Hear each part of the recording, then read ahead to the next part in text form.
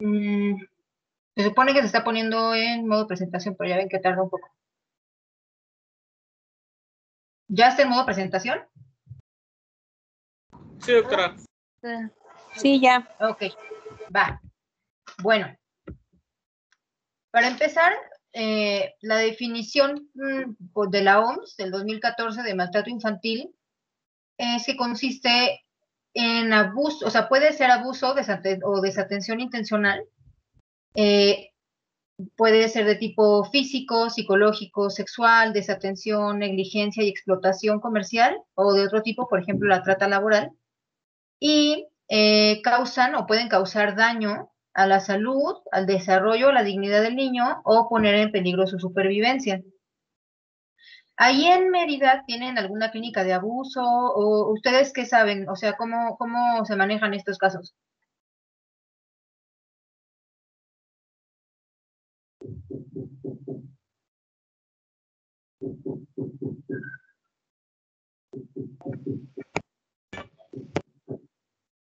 En Mérida yo no conozco. O sea, ¿cómo Hay una notificamos los casos de abuso en el hospital? o que haya No algún sé, centro. ¿qué pasa? O sea, una vez que, exacto, o en la clínica o en el hospital hay alguna clínica de maltrato. O sea, ¿qué sucede cuando ustedes detectan maltrato? Platíquenme, ¿qué sucede? ¿Cuál es la cadenita de eventos? Pues aquí en el hospital nosotros tenemos que hacer un reporte a Prodemefa, se llama la instancia, no sé, que aquí en el hospital es la que ve los casos de maltrato. Nosotros, si creemos que el niño está siendo maltratado, tenemos que hacer un resumen de la situación del niño y pasarlo a trabajo social para que ellos hagan el reporte con nuestro resumen a Prodemefa, y Prodemefa sea el que se encargue de investigar si el niño está siendo maltratado o no, y ellos decidan si cuando el niño se vaya de alta, se va a ir a una institución que va a cuidar del niño, o si se va a ir con los padres, o cómo se van a arreglar. Ok. Y si, por ejemplo, lo detectan en consulta externa, o sea, no en hospitalización. Ahí sí no sé, porque no hemos estado en la consulta y, bueno, o no hemos visto, creo, casos de maltrato en la consulta, entonces ahí sí no sé. Ok. No sé, no sé si alguien sabe. ¿Quién eres, perdón? Alejandra. Alejandra, muy bien. Y ¿ustedes de lo que han visto, creen que funciona el sistema que tienen? No. ¿Por qué no? Pues es que ¿Sigue siendo Ale? sí, sigo siendo Ale. Ok. Ajá. Pues la verdad no funciona.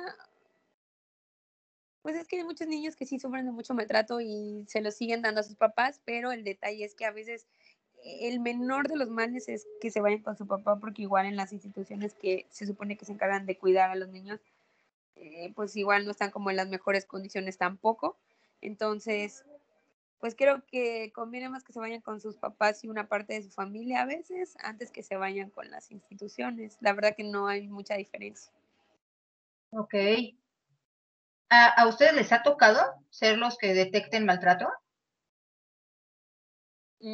Sí, o sea, bueno, nuestro Sí, sí médico nos ha escrito tocado. es el que tiene que firmar, ¿no? Pero sí nos ha tocado a nosotros decir, este niño está maltratado por esto, y hay que hacer el resumen, y pues no va nuestra firma, pero pues sí nosotros somos los que decimos, ¿no? Este niño tiene maltrato, sufre maltrato.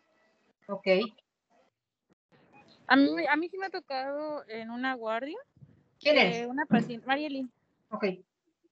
que originalmente fue porque se cayó y se abrió 2 centímetros la ceja. Ujú. Pero resulta que en el interrogatorio, o sea, primero llegó así sin calzones, orinándose. La abuela empezó a decir que se le había caído a la mamá, que porque era muy joven y nunca la cuidaba y no le daba de comer y no la limpiaba. Empezó así como a escupirnos Sí. pues, todo el problema familiar. Y en realidad, por su herida de 2 centímetros no se quedó, pero sí por sospecha de maltrato infantil, y ya por eso fue el ingreso, ¿no? Ah, ok. O sea, aquí fue una hospitalización de protección. Sí, porque de hecho esa era como la duda, porque, o sea, médicamente no tenía indicación para estar ingresada, pero o sea, como que hablamos con trabajo social y le dijimos, ¿cómo se hace esto? Porque pues la niña obviamente está en riesgo de regresar a su casa, pero pues ahora sí que la herida no es como para quedarse, y nos Sí, dijeron eso, que tenía que quedarse para que se le diera el seguimiento ahí mismo. exactamente. Ok. bueno, ya les contaré yo más o menos cómo se maneja o cómo yo he visto que se maneja por acá. Pero bueno, en cuanto al maltrato infantil, en México se sabe que 7 de cada 10 niños y niñas han sufrido algún tipo de maltrato. ¿Por qué? Porque aquí incluye cualquier tipo de maltrato literal, ¿no? O sea, como de gritos, golpes, etcétera, ¿no? Entonces les puede sonar como, ay, es súper alto, pero ahora sí que ya preguntándolo como con detalle, no es tan descabellado. México, de hecho, es el deshonroso primer lugar de violencia y abuso infantil ante la OCDE. Cada día mueren 3 niños o niñas directamente por causas de violencia en el país. Y bueno, en cuanto a datos internacionales, se sabe que un cuarto de todos los adultos sufrió algún tipo de maltrato físico de niños y una de cada 5 mujeres y uno de cada 13 hombres sufrió algún tipo de abuso sexual en la infancia. Eh, lo que nosotros sabemos es que estas cifras están sumamente subestimadas. ¿Por qué? Porque la definición de abuso o de maltrato varía mucho de país a país, varía por legislaciones, etcétera. Entonces, la verdad es que no estamos seguros de estas cifras, ¿no? Ahora, hay diferentes como modelos o puntos de vista para abordar el tema del abuso, ¿no? El modelo psicológico psiquiátrico básicamente como que le atribuye el abuso a diferentes características psicopatológicas, por ejemplo, de los papás o de los niños, ¿no? El modelo sociológico, sociocultural, explica el abuso a partir de factores sociales, totalmente como el desempleo, la parte socioeconómica, el aislamiento y la aprobación cultural de la violencia. Eso es a lo que se refiere cuando decimos que la violencia está normalizada. A mí me ha tocado, no sé a ustedes, y es bien frecuente, y la verdad es que ya hasta me da risa, o sea que de pronto trabajo con una familia que yo digo, bueno, es que a ver, parece que sí se quieren y todo, ¿no? Pero se hablan horrible, o sea, todo el tiempo se están hablando de groserías, se gritan súper feo, cuando se pelean a golpes, y ellos realmente, no, pero sí, o sea, sí, a veces discutimos, pero nos queremos mucho, o sea, híjole, es que tienen bien normalizada la violencia, ¿no? O sea, hay veces que a mí me toca decirle, bueno, a ver, mira, vamos a empezar por algo, a partir de ahorita nadie le puede pegar a nadie, ¿no? Ni los papás a los hijos, ni los hijos a los papás, nadie, aquí no hay golpes. Suena chistoso, pero a veces así se tiene que empezar. O así de, no, señora, no le puede decir a su hijo que es un pendejo. Pues no, no se pueden estar hablando así, ¿cómo cree su papá? ¿No? Pero a veces en algunas sociedades, en algunos lugares, hay mucha, pero demasiada normalización de la violencia. El otro modelo, que es el modelo interaccional, que es que atribuye la teoría del aprendizaje, es decir, que se replica, ¿no? O sea, que si a mamá le pegaron, entonces mamá va a pegar y entonces ese hijo después también va a pegar, etcétera, etcétera. Lo que nos podemos dar cuenta con estos modelos es que ninguno explica por sí mismo la situación del abuso, del maltrato infantil. Como que pareciera que hay, o sea, que todos tienen un poquito de razón, de alguna forma. Lo que nos lleva al modelo ecológico, que es el modelo ecológico de Bronfenbrenner. Ellos lo que proponen es que se debe de abordar, y esto ya lo habíamos platicado creo que en la primera clase, cuando veamos a los pacientes, ponerlos a ellos en el centro, ¿no? Pero inmediatamente después de ellos hay algo que es como el microambiente, por así decirlo, que es aquí le ponen exoambiente, pero es como el microambiente, que es como el ambiente que sucede en su casa. Cómo es su casa, cómo se lleva con su mamá, cómo se lleva con su papá, cómo se llevan con sus hermanos, cómo se llevan entre ellos los papás, etcétera, ¿no? Luego viene como un mesoambiente, que es así, pudiera ser, por ejemplo, la escuela, los servicios de salud, la colonia, y finalmente el macroambiente, que tiene que ver como, haz de cuenta, en el país en el que está, el momento histórico en el que está. Todo esto influye. ¿Por qué? Porque pues obviamente no va a ser lo mismo un niño que a mí me digan, bueno, a ver, por ejemplo, ustedes han escuchado aquí, me imagino porque lo dicen un chiste chilango, ¿no? Pero cuando dicen de Tepito, ¿sí ubican? O sea, ¿a qué nos referimos cuando decimos, ah, eres de Tepito? Ah, ok, perfecto. No sé si allá hay alguna colonia que sea como el equivalente a Tepito o a Nesa o a Ecatepec. Sí, sí hay. Ah, bueno. Canacín. Sí, pues, o sea, evidentemente no va a ser lo mismo, no va a ser la misma realidad de un niño, ni el mismo abordaje de un niño que viene de una zona así como les decía, como Tepito, como Ecatepec, que una que viene o sea, no sé, de una zona socioeconómica mucho más alta o de un lugar mucho más seguro. Pues no, no es lo mismo, ¿no? O sea, de entrada porque es así como, bueno, pues es que a mí casi no me dejan salir porque si salgo nos asaltan en ese segundo, ¿no? Bueno, pues va a ser un niño que a lo mejor no va a poder salir mucho a jugar al parque, etcétera, etcétera. O sea, por eso es que este modelo pues es como un poquito más útil porque contempla todo lo demás. También no es lo mismo que estén en un ambiente de guerra que a que estemos en la realidad actual, ¿no?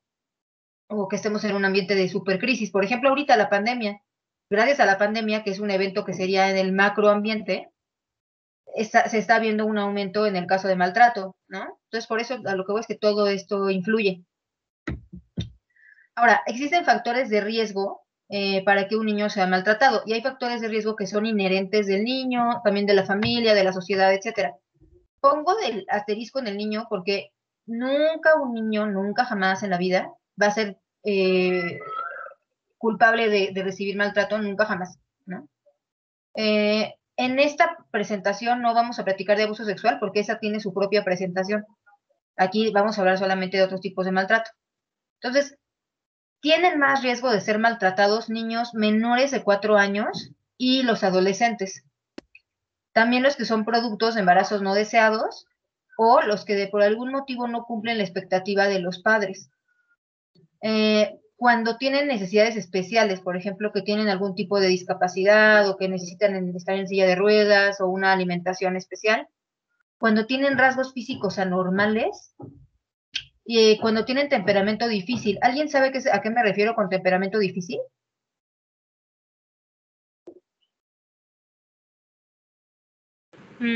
Aquellos que tengan mucha energía, o sea, sí, actividad alta.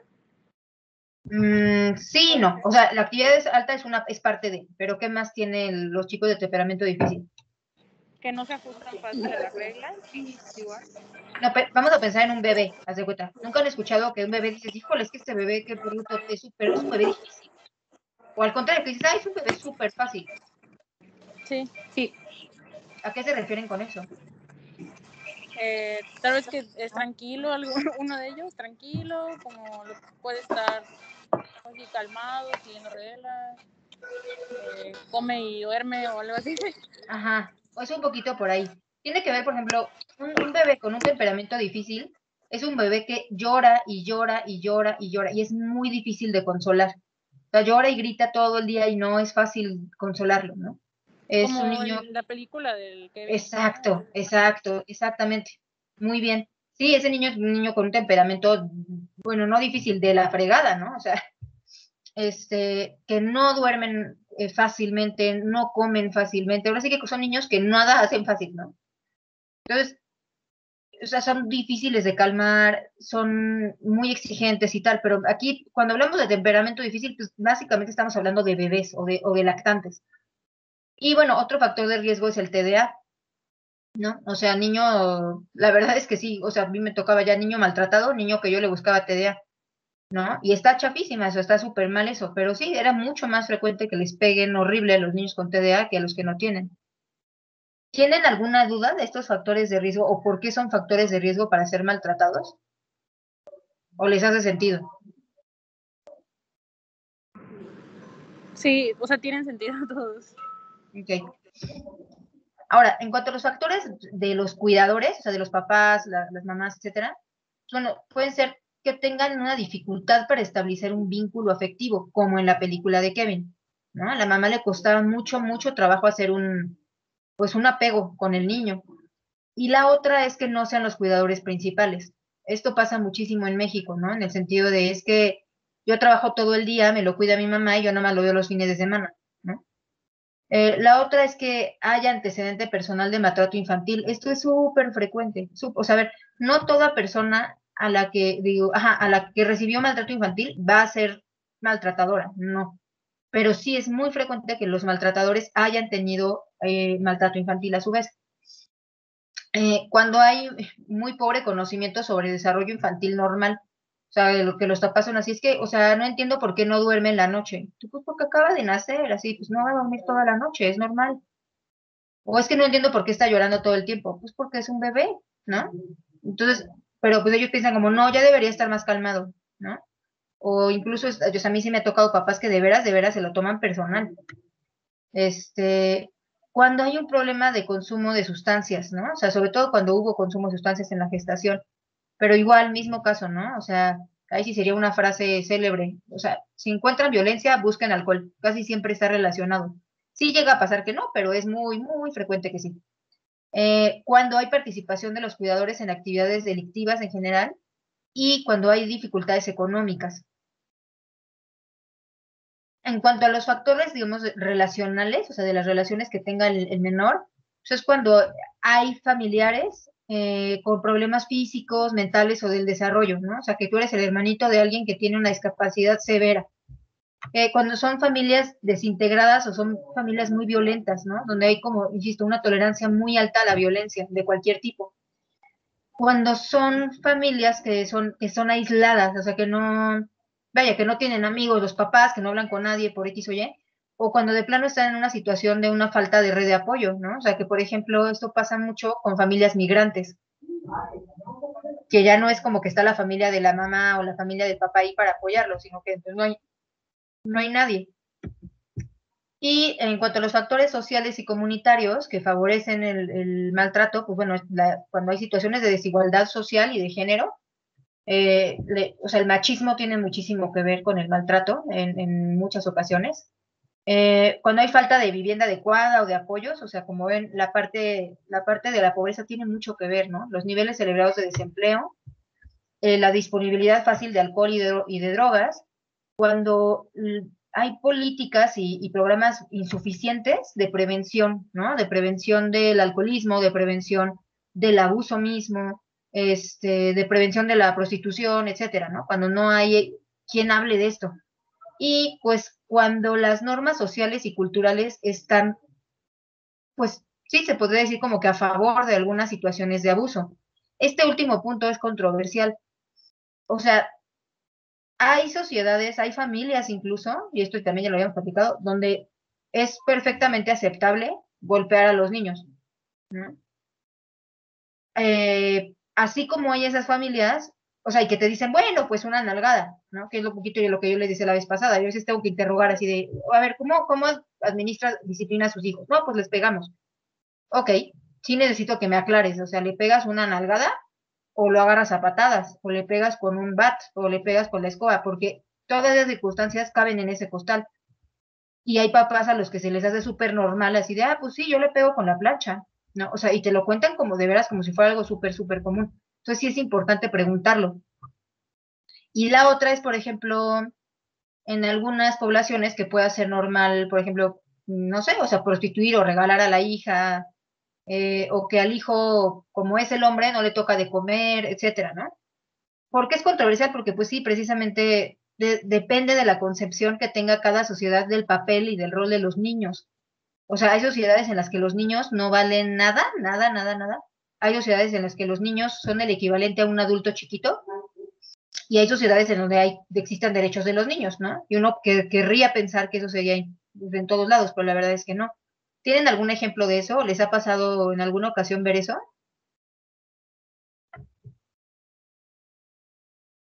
¿Qué cosa otra? Ajá, o sea, como que alguien por una norma social sea como de, ah, pues sí, sí les pegamos, así. O sí, pues los dejamos sin comer porque se portan mal. O sea, como cosas sociales o culturales que favorezcan el maltrato. Sí, o sea, está normalizado en varias familias. Digo, a mí me ha tocado en mi familia. Sí, Ok, sí me ha tocado de mis primos, que es sí, normal para ellos tratar así a sus hijos. Es claro. como, pues No, no encuentran otra manera de educarlos, pues. claro. No, por ejemplo, otro ejemplo es esto, la mutilación genital femenina, ¿no? Igual una vez nos tocó dar una clase, la clase de sexualidad que les va a tocar la semana que entra, eh, en un pueblito por Oaxaca. Y nos platicaban los pediatras que llegaban así como, llegaba una niña que había sido violada, ¿no? Y ellos así como de, no, pues vamos a darle la atención y tal y tal y tal. Y ya le decían, no, es que, oiga, señor, le dicen a los papás, ¿no? Es que tiene que ir a denunciar al ministerio y tal. Y el papá así de, no, o sea, ya me prometió, ojo, una niña de 10 años, ¿no? Ya me dijeron que se va a casar con ella, el que la violó, y además ya me pagó con unas cabezas de ganado. Y ya, para ellos estaba saldado el asunto, ¿no? O sea, eso es algo totalmente cultural. Y pues obviamente implica abuso, ¿no? Pues eso no deja de ser abuso. Ahora, está demostrado que las experiencias negativas, o sea, no nada más la violencia, pero sí la violencia en edades tempranas, ocasiona repercusiones orgánicas a largo plazo. Hay cambios cerebrales, hay disminución en el volumen del hipocampo, hay varias alteraciones que se relacionan con haber sufrido adversidad en la infancia.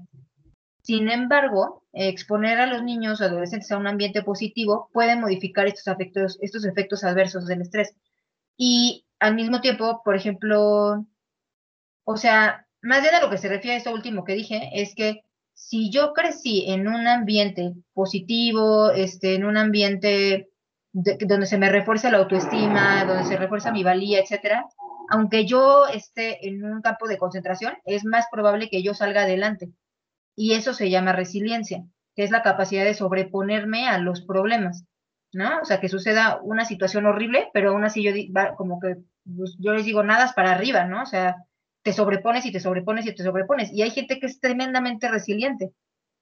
Y en los niños que sufren maltrato de muy pequeños, generalmente esta resiliencia pues no se desarrolla adecuadamente. Las consecuencias directas de vivir maltrato infantil, pues bueno, puede ser que sean niños que tengan susceptibilidad a actos de violencia, ya sea como víctimas, es decir, que frecuentemente estén en relaciones de abuso, o que ellos se vuelvan abusadores.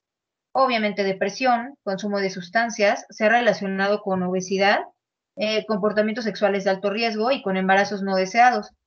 Aquí pues muchas veces es como lo que hasta dicen, ¿no? O sea, ella nada más se embarazó para huir de su casa, ¿no? O sea, porque si no, nunca le iban a dejar irse. Y bueno, podemos clasificar el abuso infantil de forma activa o pasiva. La forma activa es obviamente por acción y la forma pasiva es por omisión. En la forma activa está el abuso físico, el abuso sexual, el abuso psicológico, emocional, la explotación, el bullying, el síndrome de Munchausen, la alienación parental. Y en forma pasiva está la negligencia o omisión de cuidados, el abandono y la exposición a violencia familiar. Ahora, ¿cómo de pronto nos podemos dar cuenta? Digo, esto es muy resumido, lo vamos a ver con más detalle más adelante, pero bueno, algo que nos tiene que hacer sospechar pues es cuando hay una incoherencia entre lo que me están diciendo que pasó y lo que yo estoy viendo. O sea, si me dicen como, sí, es que brincó un escalón y se cayó. Y dices, pero ¿cómo si ese niño ni siquiera sabe caminar? ¿Cómo que brincó? ¿No? Eso ya sería una discordancia clínica. O que te dicen, no, es que se pegó con la puerta, pero pues tiene una fractura en la espalda. Pues, ¿cómo pasó eso, no? De segundo orden, pues bueno, sería que viéramos un niño desnutrido, con bajo rendimiento escolar, o que, por ejemplo, están enfermos y no tienen atención a las enfermedades. Y finalmente, de tercer orden, pues es que empecemos a ver, por ejemplo, lesiones antiguas, así como, híjole, es que este niño tiene un chorro de cicatrices, ¿no? Que es un niño que no fue deseado, no fue aceptado, y que frecuentemente tienen el esquema de vacunación incompleto. Y en cuanto a la familia, pues bueno, cuando hay un retardo en la atención médica, cuando sucede algo, cuando hay historia de maltrato en los papás, o cuando se convive frecuentemente con personas que no son de la familia, y cuando nosotros vemos maltrato en otro familiar, ¿no? O sea, si a un niño lo están maltratando, es muy probable que a los demás hermanitos también los estén maltratando. Cuando los papás o los cuidadores tienen adicciones, o, muy importante, pues cuando otra persona, aunque no sea de la familia, busca ayuda, ¿no? Si es que ya la vecina llamó al DIF porque se escuchan unos gritotes. Entonces, la primera, pues es que vamos a tener que buscar indicios, ¿no? O sea, puede haber una sospecha y empezamos a buscar, ¿no? Y entonces justo la anamnesis discordante, ¿no? Como que cosas que no cuadran.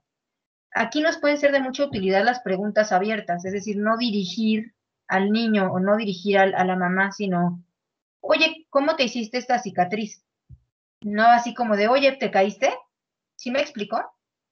O sea, son preguntas que dan pie para que la persona conteste lo que tenga que contestar. En general, los niños son buenos para, o sea, sí pueden, sí es frecuente que platiquen de lo que les pasó. A veces no son conscientes de que eso es maltrato, ¿no? O sea, a mí sí me ha tocado que es como, oye, ¿y a ti te pegan? Uy, doctora, todo el tiempo, ¿no? Con la chancla, y el otro día mi mamá me encerró, y la mamá al lado así con cara de cállate, ¿no? O sea, a veces sí contestan muy bien, pero ojo, también tenemos que saber que hay niños a los que los amenazan, ¿no? Así como, es que si tú dices esto, te vas a quedar sin mamá, o te vas a quedar sin casa, o te van a llevar a vivir con tu papá, que es peor, ¿no?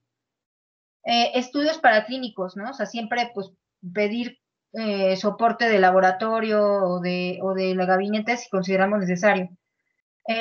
En los casos en donde yo tengo la sospecha, pero no la confirmación, o todavía siento como de, híjole, es que no, yo no me puedo comprometer a decir, tenemos que hacer una notificación ministerial. O sea, una vez que yo hago la notificación ministerial, es como decir, aquí está pasando algo, yo estoy notando esto. Y eso no es que yo ya le levanté una demanda, no. Eso es que alguien de la policía pues va a ir a investigar a la casa, va a ir trabajo social, van a ir a checar qué es lo que está sucediendo. Este, y es todo esto ahora sí que detonado por la notificación que nosotros hacemos. No, yo cuando estuve en el psiquiátrico infantil, pues veíamos muchísimos, lamentablemente muchísimos casos de abuso, sobre todo pues también de abuso sexual. Y este era un tema, o sea, para nosotros no, era como muy, ¿cómo te diré? Era el pan de cada día hacer una notificación ministerial, lamentablemente. Y ya las sabíamos hacer y todo, y justo, las haces, se las das a trabajo social y trabajo social la lleva al ministerio y ya ellos se hacen cargo. Y la verdad es que a mí sí me tocó ver muchas veces que sí se les daba un buen seguimiento, aunque fuera de consulta externa. Pero muchas veces nos tocaba decirle a la misma mamá, ¿no? Así como de, ¿sabes qué? Estamos viendo que pues, es muy posible que el papá, o sea, que tu esposo esté abusando sexualmente de la niña. Aquí hay de dos sopas, o tú haces, levantas la demanda, o tú haces la notificación ministerial y a la próxima semana me la traes, o si no me la traes, yo la voy a tener que hacer, y tú también vas a tener una notificación ministerial porque eres cómplice. O sea, ese grado es importante. De hecho, como ustedes como médicos, si en algún momento se puede comprobar que ustedes sabían que había abuso y no lo reportaron, ustedes también los pueden poner como cómplices. Por eso es súper, súper importante. Esto sí lo destaco mucho porque cuando llegué a trabajar al Infantil de México, noté que les daba un chorro de miedo hacer las notificaciones. O sea, como que automáticamente pensaban, no, sí, seguro me van a llamar a declarar al juez. No, claro que no. Pero sí es importante que las hagan. Ahora, reconocer el maltrato como causa sí es cierto, sí puede ser difícil, porque pues no estamos como que tan luego pensando mal, pues por así decirlo.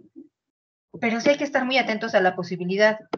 Es mucho más frecuente considerar la posibilidad de que un niño es maltratado cuando viven en una familia con dos papás o que pues cuando menos tengan un ingreso medio, ¿no? Es mucho más frecuente que lo sospechemos en niños de familias divididas o de bajos ingresos, pero hay que estar conscientes que el maltrato y el abuso está presente en cualquier estrato socioeconómico. Ahora, tenemos que hacer preguntas directas, ¿no? O sea, no tener miedo a preguntar lo que pasó.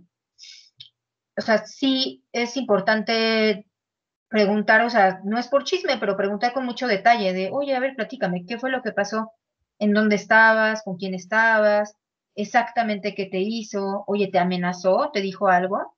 ¿Le dijiste a alguien? ¿Por qué sí y por qué no? O sea, eso se tiene que consignar, ¿no? Y bueno, a los niños, idealmente, pues, no siempre hay que preguntarles junto con los papás, ¿no? Si en algún momento estamos sospechando eso, pues sí los podemos interrogarse por separado. Y también a veces a los papás, pues para que no se cree un ambiente hostil, podemos hacerles algunas preguntas y siempre tratar de mantener un ambiente relajado, ¿no? Como les decía, preferir preguntas abiertas para que no parezca que estamos sesgando, ¿no? Esta detección incluye también observar la interacción entre el niño y los cuidadores. O sea, es muy importante ver si este niño les tiene miedo o los agarra de la mano o ni los voltea a ver. O sea, eso es importante revisarlo y consignarlo. Se tiene que tener una información muy completa, muy detallada y documentada y fotografías de las lesiones. Y bueno, como decíamos, ¿no? La notificación ministerial del presunto maltrato, ¿por qué es presunto? Pues porque yo no lo vi, ¿no? O sea, yo estoy confiando en lo que me están diciendo y eso inicia la investigación legal. Aquí me hago esta pausa, porque a ver, aquí importante, todo niño, niña, adolescente que a mí me diga que está siendo abusado, yo le creo.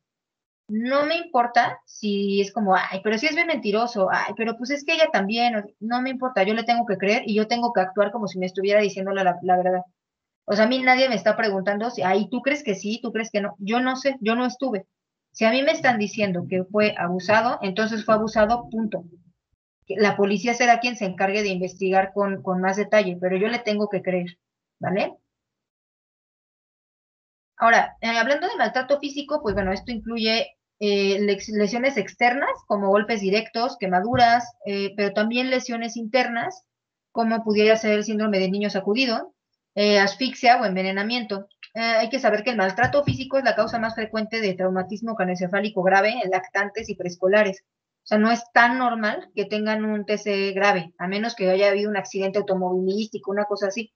Pero no, o sea, vaya, ahí pues no sospecharíamos maltrato, ¿verdad? Ahora, algunas señales que podemos encontrar cuando hay abuso físico, pues bueno, son huellas de las manos, o por ejemplo, la marca de la yema del dedo, que se queda marcada por abofetear o por agarrar y sacudir. Ojo, sí es cierto que hay niños que tienen los capilares muy delgaditos y, por ejemplo, yo por cualquier cosita me sale moretón.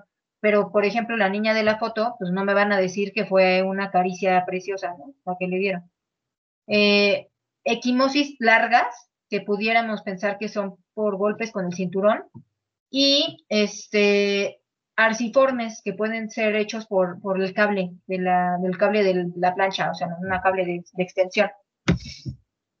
Cuando hay muchas quemaduras chiquitas y redondas, pensaríamos que son quemaduras por cigarrillo. La parte de las escaldaduras, ahorita tiene su propio apartado, ¿no? Pero pues bueno, podemos ver escaldaduras muy simétricas en los brazos, en las manos, o en los pies, o en las piernas, o incluso en las nalgas, que se pueden causar de forma intencional.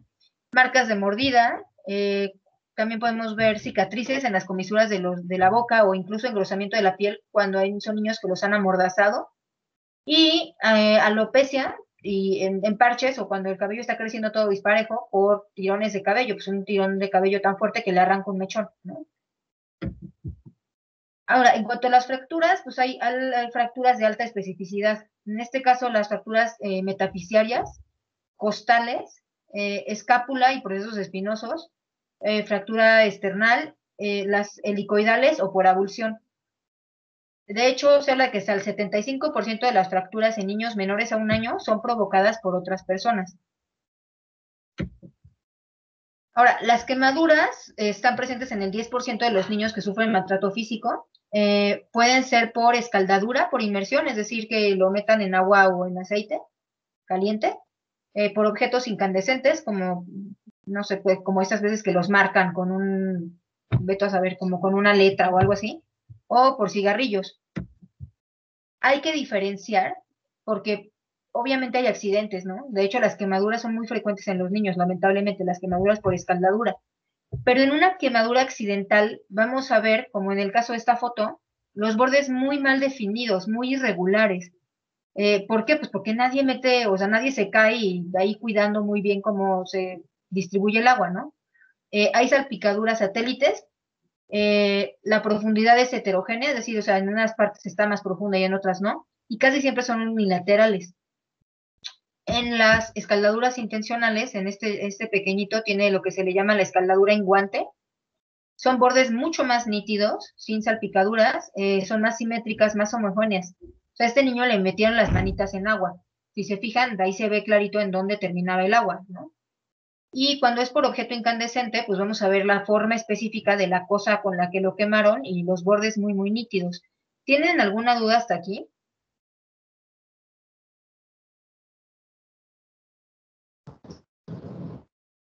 No, No. Ok.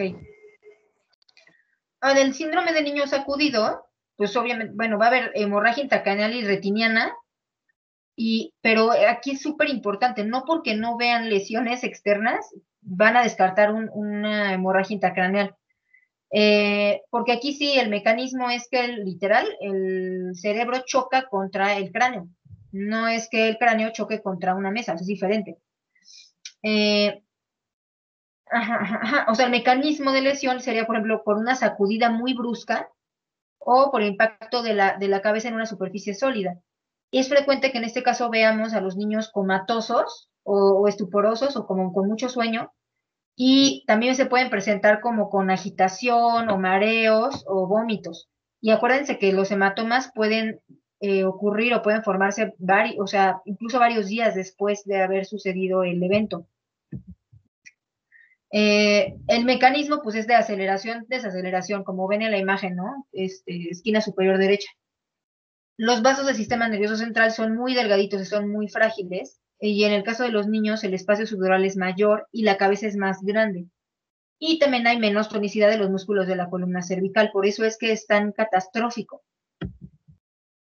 A todo niño donde se sospeche del síndrome de niño sacudido, se le tiene que hacer un examen oftalmológico.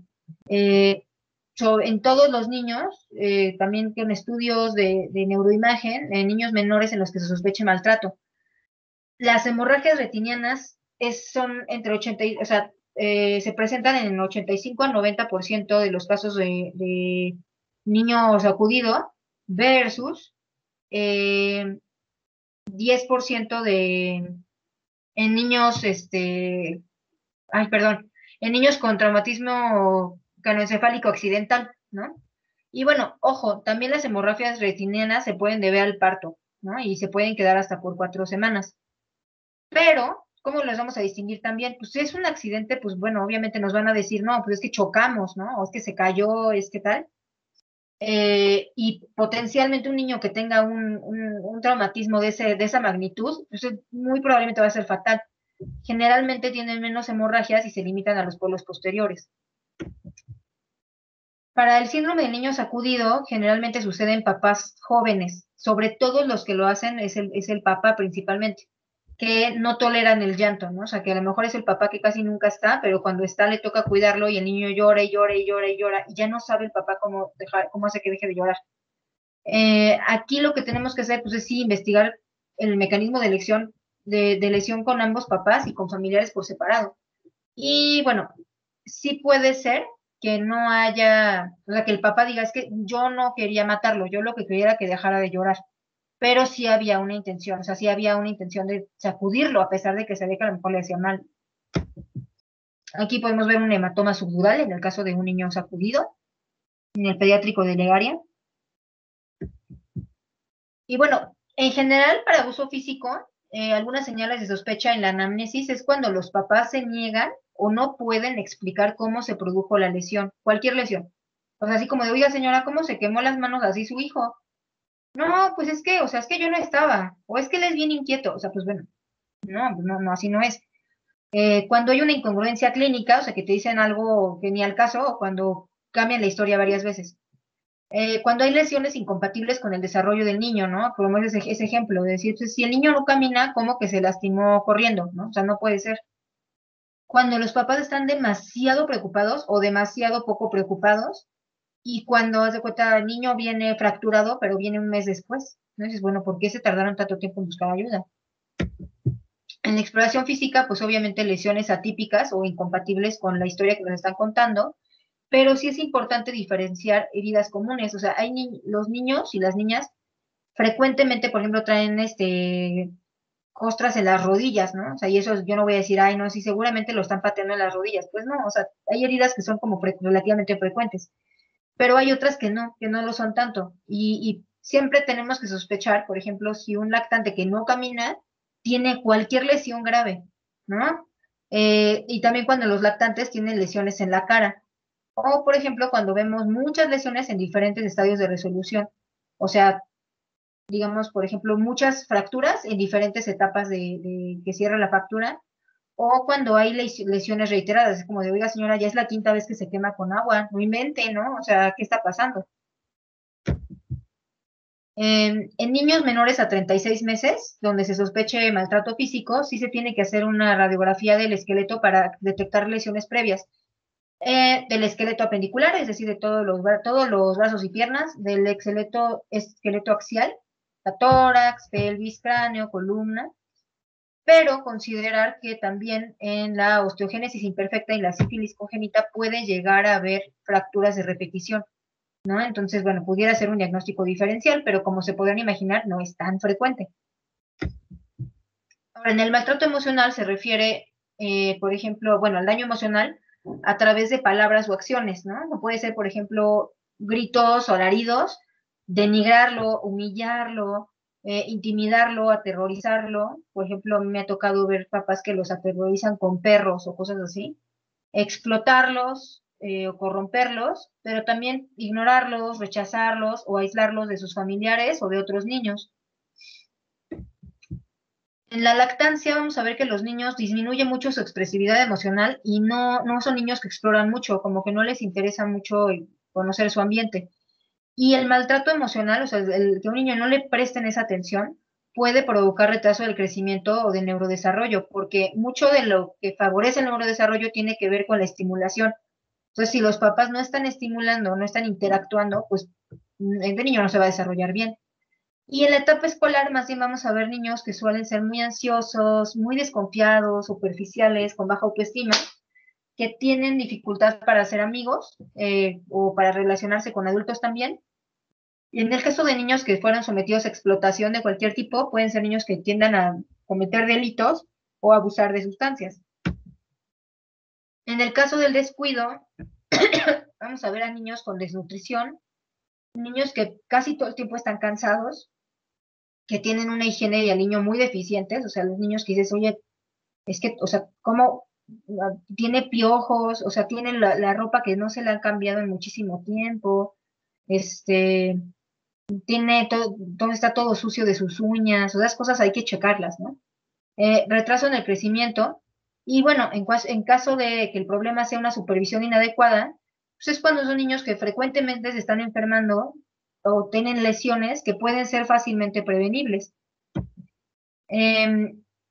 Signos de sospecha, pues bueno, en la evaluación tenemos que ver el aspecto general, o sea, higiene al niño, todo esto, la conducta y el desarrollo. Este tipo de maltrato es súper frecuente que lo detecten los maestros o los trabajadores sociales, o sea, que ellos son los primeros en decir, ¿sabes qué? Este niño siempre viene sucio, o este niño nunca le checan la tarea, o es la quinta vez que citó a la mamá para que venga y no viene. Los médicos también se pueden dar cuenta porque ahí suele haber incumplimiento de las citas médicas o también de que no cumplan las indicaciones médicas, las vacunas no están actualizadas o descuidan mucho las enfermedades crónicas y por lo tanto puede haber aumento de consultas de urgencias o mal cumplimiento de los tratamientos. ¿Hasta aquí alguna duda de abuso físico y emocional?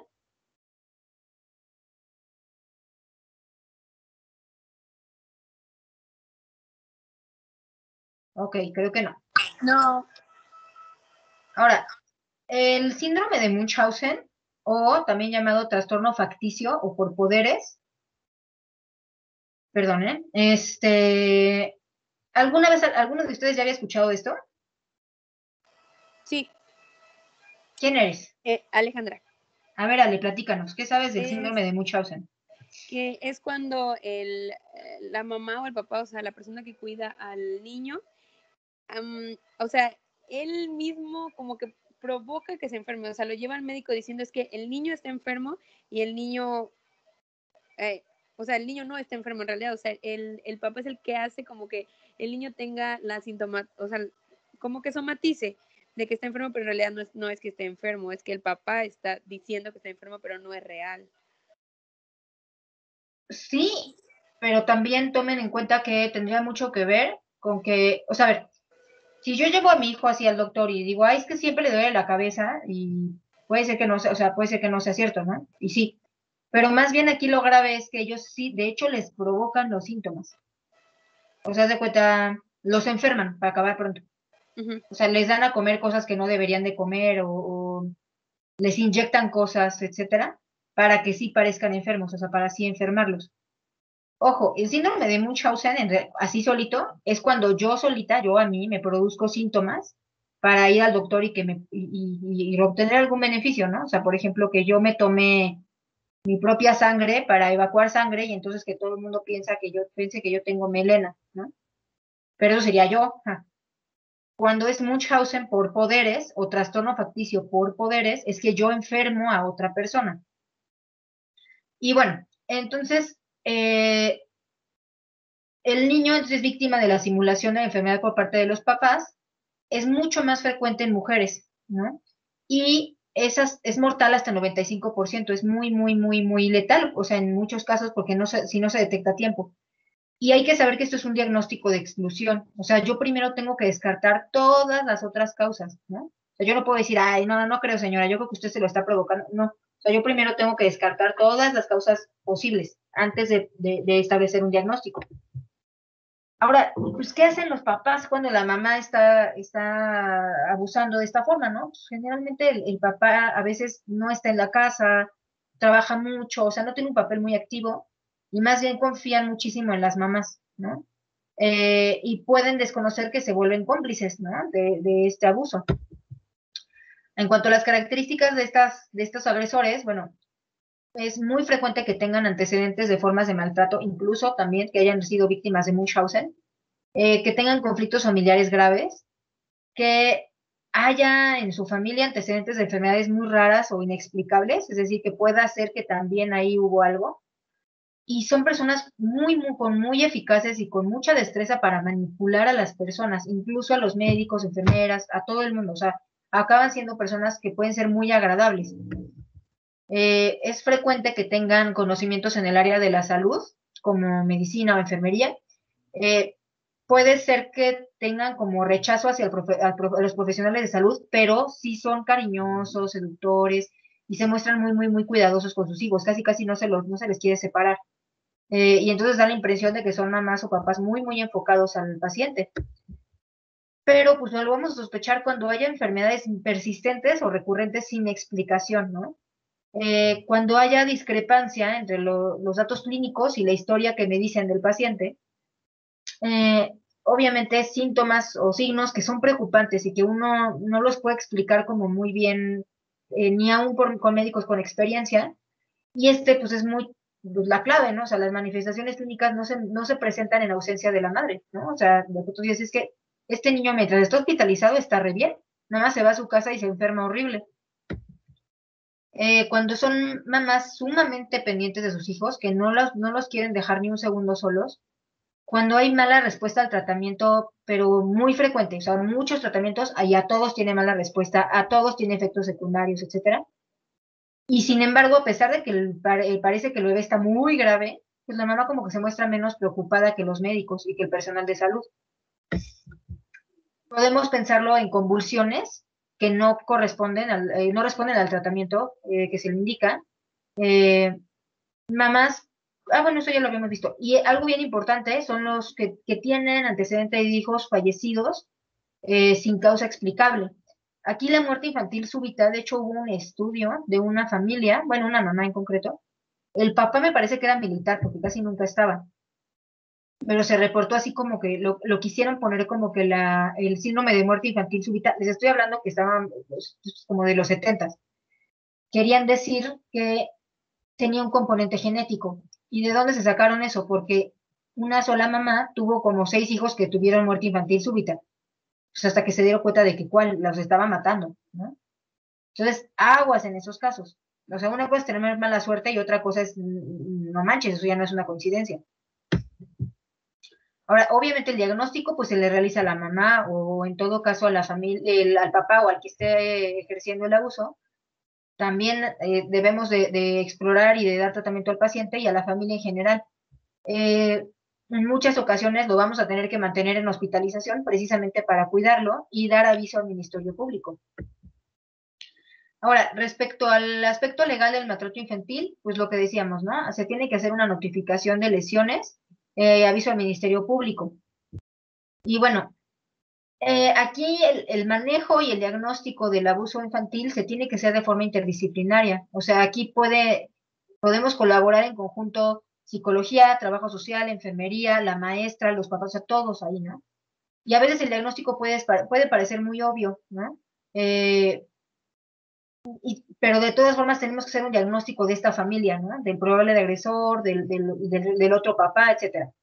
Y bueno, analizar desde el origen el abuso. Y cuando uno dice, sabes que la verdad es que yo no tengo los recursos necesarios, yo no sé qué hacer, no tengo experiencia, mejor que analizar el caso, ¿no? Entonces, la propuesta justo es que haya una interdisciplinariedad, ¿no? Entre psicología, área médica, trabajo social y enfermería. Ahora, el tratamiento en general del maltrato infantil, pues obviamente lo primero es el tratamiento de las lesiones, o sea, es salvaguardar la vida y la integridad física del paciente. Al mismo tiempo, crear un plan de seguridad, ¿no? Es decir, ¿cómo le voy a hacer para que esta situación ya no se repita? Hay que dar asesoramiento y apoyo familiar, es decir, bueno, es que a ver, es que es una mamá muy joven y no sabe cómo y se desespera, bueno, a ver, ahí sí, para eso también funciona muy bien trabajo social, para irles ayudando, decirles a qué beneficios pudieran tener acceso, qué redes de apoyo hay, ¿no? O sea, no irnos como, ay, no, señora, usted es del demonio encarnado, ya no la quiero volver a ver en mi vida, ¿no? Pues, un poco también aceptar esto como un problema familiar. Y sí, en ocasiones es necesario el alejamiento del hogar. Para eso puede ser por medio de una hospitalización protectora, a veces con familiares o en hogares de tránsito, y sí, lo que se comenta es que a veces se traslada a toda la familia, es decir, se detecta en un hermanito, pero se llevan a los 6 hermanitos porque la mamá es sumamente violenta, ¿no? Guarda sustituta transitoria, es decir, que alguna tía, por ejemplo, diga, bueno, a ver, yo me hago cargo de momento en lo que se resuelve la situación, y una vez que se vuelve al domicilio, tiene que haber un seguimiento por parte de trabajo social y médico. O sea, sí tienen que estar súper al pendiente. No puedes regresar a un niño a una casa así sin darle el seguimiento adecuado, ¿no? Y pues, como decíamos, ¿no? O sea, en conclusión, pues nuestra labor como primer contacto es siempre sospechar de alguna forma del síndrome del niño maltratado, no revictimizar al paciente y a la víctima, atender, si es posible, el evento agudo, pero evitar revictimización, es decir, no hacerlo sufrir en ese momento, ¿no? Como puede ser en la parte del abuso sexual, y canalizar a las redes correspondientes. De aquí viene esta frase que me encanta. Algún día me dijeron de qué libro la saqué porque yo no me acuerdo, pero es que un niño debería de tener tantos papás como adultos hay en su comunidad. Es decir, yo no puedo, a mí no me cabe en la cabeza que un médico, que un maestro, qué sé yo, o sea, que un adulto se percate que un niño puede estar siendo maltratado y no haga nada. O sea, eso no debería de pasar. Todos tendríamos que ser responsables de los niños. ¿Por qué? Porque muchas veces cuando llegan con ustedes, a veces es la única oportunidad que van a tener en años de recibir ayuda, ¿no? Y si yo decido, ay, no, es que sabes qué, me da miedo, es que qué tal que no, es que qué tal que sí, es que qué pena, chin, se le puede ir la oportunidad de su vida a este niño, ¿no? Entonces es súper importante que como adultos nos hagamos responsables y sí estemos a las vivas y no nos dé miedo y no nos dé pereza movernos, ¿no? En una situación donde podemos detectar que algo puede mejorar. No sé, a mí ya me alucinaban allí en el infantil porque donde yo estaba no había departamento de trabajo social, entonces yo tenía que correr a la urgencias y así como de, ay, me pueden echar la mano y así como, pues sí, ¿qué pasó? Y la verdad es que bien buena onda, bien buena gente, me asesoraban en todo y agarraban el expediente y se ponían en contacto y de verdad les ayudaban mucho. Los trabajadores sociales en general, o sea, no sé si no están tan acostumbrados en los hospitales pediátricos a que les pidan ayuda, pero cuando la piden son bien buenas personas, de verdad, y les pueden ayudar mucho. O sea, no están solos y a eso es que ellos se dedican, ¿no? ¿Dudas de la presentación o de alguna otra cosa? ¿Comentarios? ¿Qué piensan?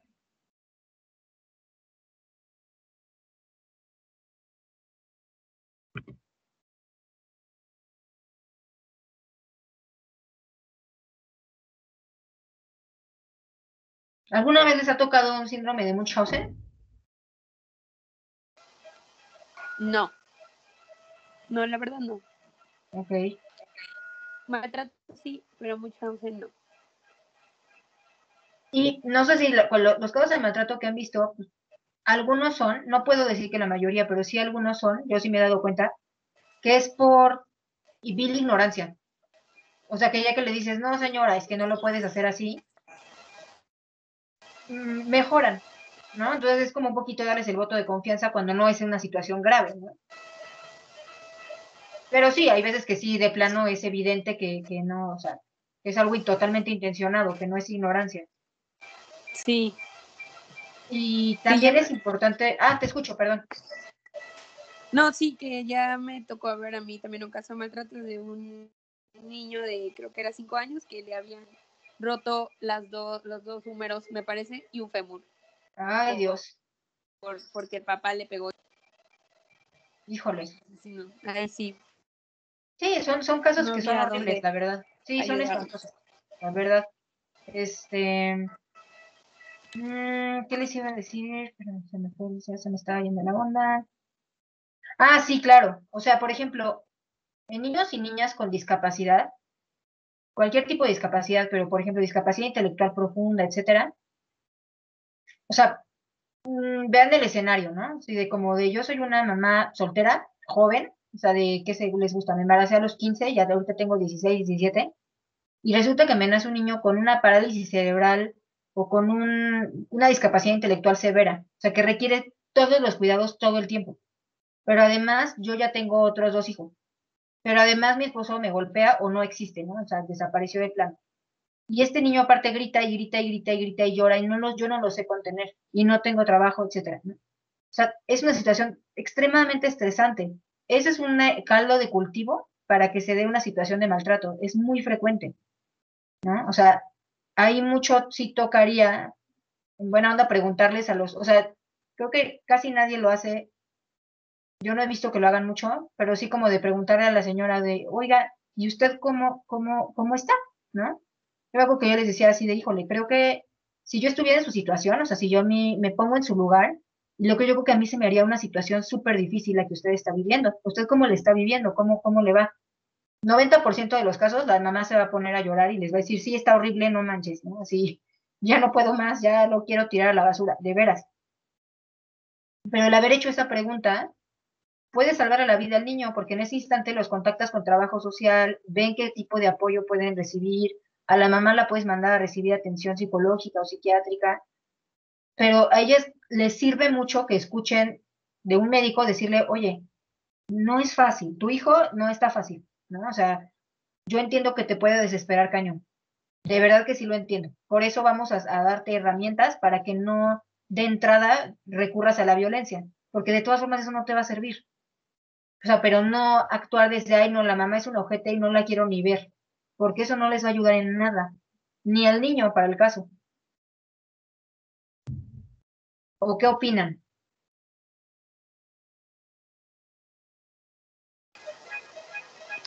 Mm, la verdad, normalmente no hacemos esto nosotros, pero sí pedimos que los vea psicología o trabajo social. Pero en todos los casos, Bueno, depende. Cuando sí tenemos tiempo, sí. Y cuando es un caso de la verdad muy complicado, pues sí preferimos pedir ayuda con psicología o con trabajo social. O sea, sí hablamos con ellas, pero como lo necesario tal vez, y pedimos que lo vea psicología o trabajo social. Y la verdad siempre nos apoyan, entonces no hemos tenido como problemas ahí.